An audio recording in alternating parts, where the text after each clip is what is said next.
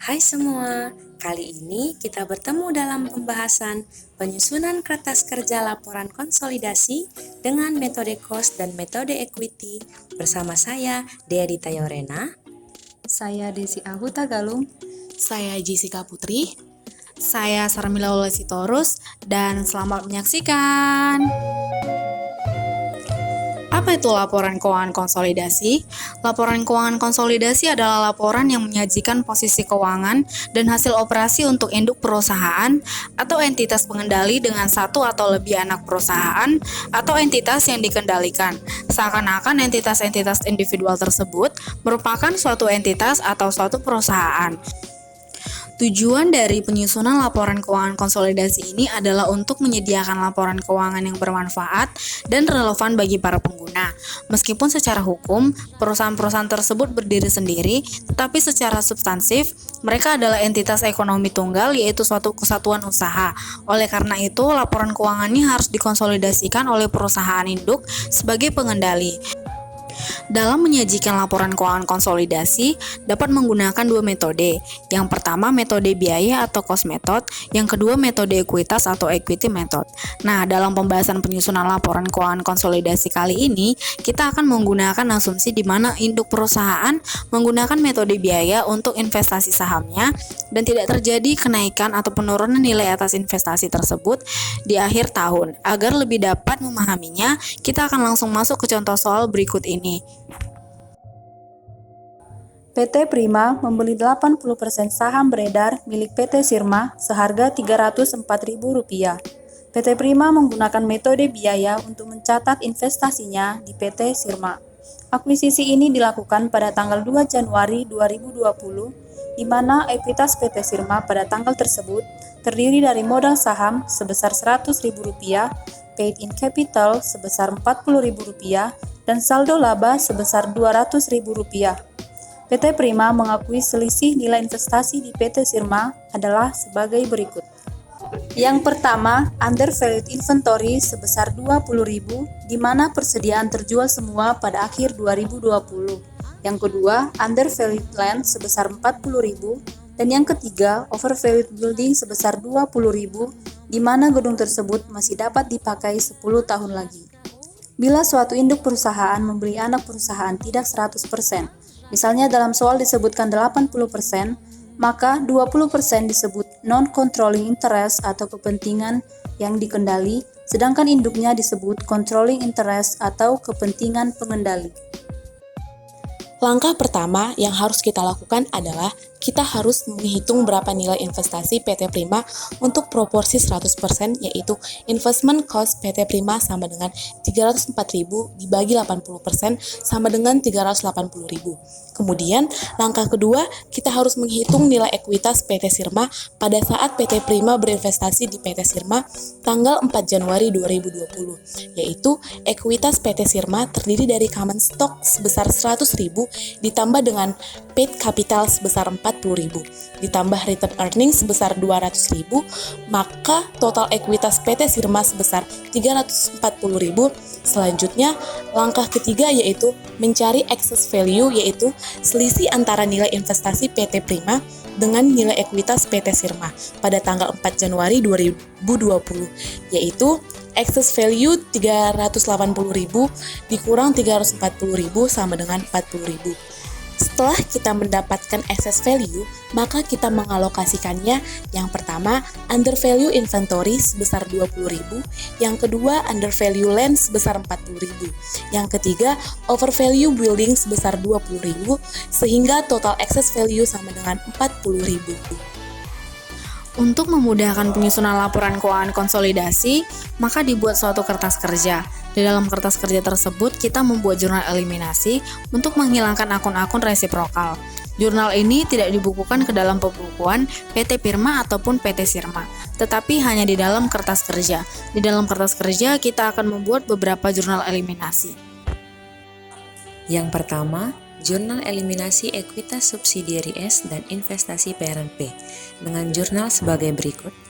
Common stock S Rp100.000 di debit, paid in capital S Rp40.000 di debit, return earning 2 Januari 2020 Rp200.000 di debit, inventory 20.000 di debit, land 40.000 di debit, building 20.000 di kredit, investment in S proporsi 80%, 304.000 di kredit, NCI equity proporsi 20%, 76.000 di kredit, berasal dari 20% dikali 380.000. Yang kedua, amortisasi excess value, inventory habis semua pada akhir tahun 2020 dengan jurnal, COGS 20.000 di debit, inventory 20.000 di kredit, land tidak dilakukan amortisasi karena land masih tetap dimiliki sampai akhir tahun 2020. Selanjutnya, building masih dapat digunakan 10 tahun lagi, maka kita akan mengamortisasi tiap tahun dengan jurnal, building 2.000 di debit, depreciation expense 2.000 di kredit, yang berasal dari 20.000 dibagi 10 tahun. Yang ketiga, jurnal eliminasi akun resiprokal dengan jurnal, dividen income 32.000 di debit, dan dividen 32.000 di kredit, berasal dari 80% dikali 40.000. Yang keempat, memunculkan non-controlling interest expense atau NCI expense dengan rumus persen dikali net income PT Sirma dikurangi amortisasi inventory ditambah amortisasi building sama dengan 20% dikali 50.000 dikurang 20.000 ditambah 22.000 sama dengan 6.400. Kemudian, dividen NCI sama dengan persen NCI dikali dividen yang dibagikan PT Sirma sama dengan 20% dikali 40.000 sama dengan 8.000. Selisih antara NCI expense dengan dividen NCI adalah NCI equity. Posisi NCI equity berada di debit atau kredit, tergantung lebih besar mana antara NCI expense atau dividen NCI. Maka, kita akan membuat jurnal sebagai berikut. NCI expense 6.400 di debit, NCI equity 1.600 di debit, dan dividen 8.000 di kredit. Setelah membuat jurnal eliminasi, maka kita akan memasukkan satu persatu jurnal tersebut ke dalam kertas kerja. Kita harus memastikan bahwa jurnal tersebut berada di debit ataupun kredit. Apabila sudah selesai, maka kita harus menggabungkan antara laporan keuangan entitas induk dengan entitas anak satu persatu dengan menjumlahkan pos-pos sejenis dari aset, liabilitas, ekuitas penghasilan maupun beban. Demikian penyusunan kertas kerja laporan konsolidasi dengan metode COS. Berikut adalah contoh kasus untuk penyusunan kertas kerja konsolidasi metode equity. PT Raja Wali membeli seluruh saham PT Angkasa pada tanggal 1 Januari 2019. Informasi tambahannya, PT Raja Wali menggunakan metode ekuitas untuk mencatat investasi PT Angkasa. Informasi yang kedua, PT Angkasa berhutang 1 juta kepada PT Raja Wali. Langkah eliminasi jurnal. Langkah pertama, eliminasi akun investasi pada PT Anak. Langkah kedua, eliminasi akun investasi piutang usaha. Langkah ketiga, perhitungan nilai konsolidasi. Jadi, jika kita ingin membuat laporan konsolidasi, apa yang ingin kita lakukan? Nah, berikut adalah salah satu tips untuk membuat laporan keuangan konsolidasi, yaitu kertas kerja konsolidasi. Bisa kita lihat di sini, kertas kerja konsolidasi.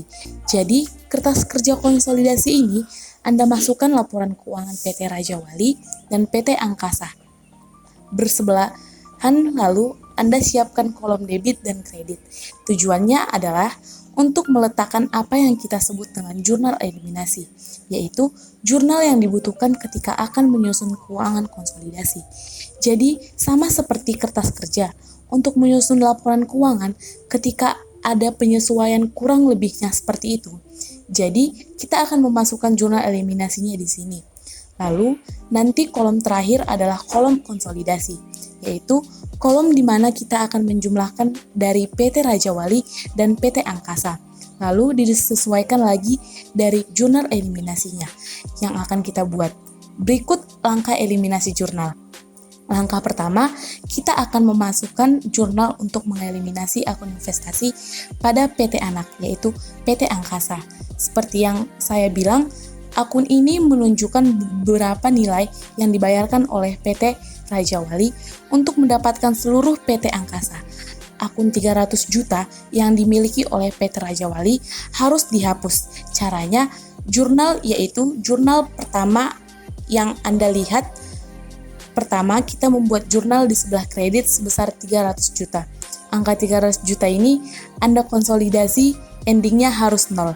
Nah, jadi di sini kita menghapus seluruh angka 300 juta. Perhatikan karena ini merupakan saldo aset. Investasi pada PT Angkasa merupakan aset saldo normalnya berada di debit, maka untuk menghapus kita letakkan di kredit. Selanjutnya, kita sudah menghapus yang di kredit. Sekarang kita mencari yang di debit. Saja konsep kedua yang perlu diingat ketika menyusun jurnal ini adalah menghapus akun ekuitas PT Angkasa. PT Angkasa sebagai anak perusahaan dikonsolidasi tidak akan memiliki nilai ekuitas lagi ketika nanti masuk ke laporan konsolidasi. Jadi, semua ekuitas PT Angkasa yaitu sebesar 200 juta, modal saham biasa dan saldo laba 100 juta ini harus dihapus, artinya karena ini ekuitas saldo normalnya di kredit. Jadi, untuk dihapus letakkan di debit. Sehingga di sini modal saham biasa di debit 200 juta dan saldo laba 100 juta. Debit. Jadi balance-nya kreditnya 300 juta, debitnya 300 juta. Investasi pada PT Anak di kredit, modal saham biasa saldo laba ada di debit. Nah, langkah selanjutnya diketahui PT Angkasa memiliki hutang kepada PT Raja Wali sebesar 1 juta rupiah. Konsep dasar konsolidasi yang kedua, yaitu segala jenis transaksi penjualan utang piutang antara induk dan anak harus dihapus, sehingga untuk dihapus harus menggunakan jurnal eliminasi kedua, yaitu menghapus piutang sebesar 1 juta dan menghapus utang 1 juta.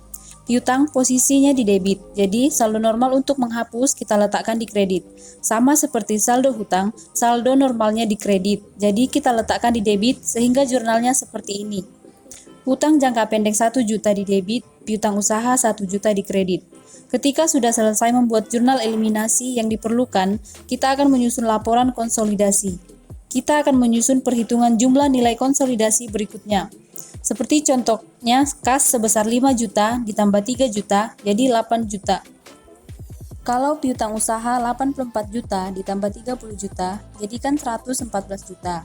Tapi hati-hati, di sini ada jurnal eliminasi kredit sebesar 1 juta. Karena di sini aset, maka posisi kredit mengurangi, jadi hasilnya 113 juta. Sama seperti investasi, ini investasi pada PT Angkasa.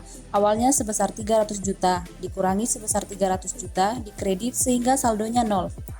Di sini perlu saya tekankan bahwa nanti sekompleks apapun konsolidasi Anda di bagian akhir sini, di kolom konsolidasi, akun investasi PT Anak harus selalu 0. Kalau nanti hasil perhitungan Anda tidak 0, maka ada sesuatu yang salah. Pokoknya angka akhir pasti 0. Selanjutnya, kita perhatikan di sini modal saham biasa. Jika Anda lihat di sini 500 juta ditambah 200 juta, lalu perhatikan ada debit sebesar 200 juta. Untuk akun utang dan ekuitas, jika ada nilai di debit, artinya dikurangi, jadi hitungannya 500 juta ditambah 200 juta, lalu dikurangi 200 juta, sehingga hasilnya 500 juta. Nah, ini prinsip dasar ketika Anda melakukan konsolidasi. Itu tadi terkait dengan neraca atau laporan posisi keuangan. Laporan laba rugi, bagaimana konsepnya? Sama, kita lihat contoh sebagai berikut. PT Raja Wali memiliki seluruh saham PT Angkasa pada tanggal 1 Januari 2019. Berikut adalah laporan laba rugi PT Angkasa pada tanggal 31 Januari 2019. Diketahui pendapatan jasa PT Raja Wali adalah pemberian layanan administrasi dan IT support pada PT Angkasa yang dicatat PT Angkasa sebagai biaya lain-lain. Diketahui pendapatan jasa PT Raja Wali sebesar 9 juta adalah pemberian jasa kepada PT Angkasa, yaitu terkait layanan administrasi dan IT support. Jadi di sini PT Raja Wali mencatat penjualan jasa sebesar 9 juta. 9 juta ini sendiri dicatat oleh PT Angkasa sebagai biaya lain-lain sebesar 9 juta. Jadi jika seperti ini konsolidasinya, yang pertama kita mengeliminasi transaksi antara perusahaan. Jadi transaksi pendapatan jasa PT Raja Wali dan biaya lain-lain PT Angkasa dihapus. Bagaimana jurnalnya? Yang harus Anda ingat, pendapatan jasa saldo normalnya berada di kredit. Jadi untuk dihapus kita letakkan di debit. Sama seperti biaya lain-lain yang ada di sini. Saldo normalnya di debit, jadi untuk dihapus kita letakkan di kredit. Jika sudah membuat jurnal eliminasi, nanti tinggal disusun perhitungan konsolidasinya. Sekian presentasi dari kami. Jika ada kesalahan penulisan maupun pengucapan, kami mohon maaf. Terima kasih.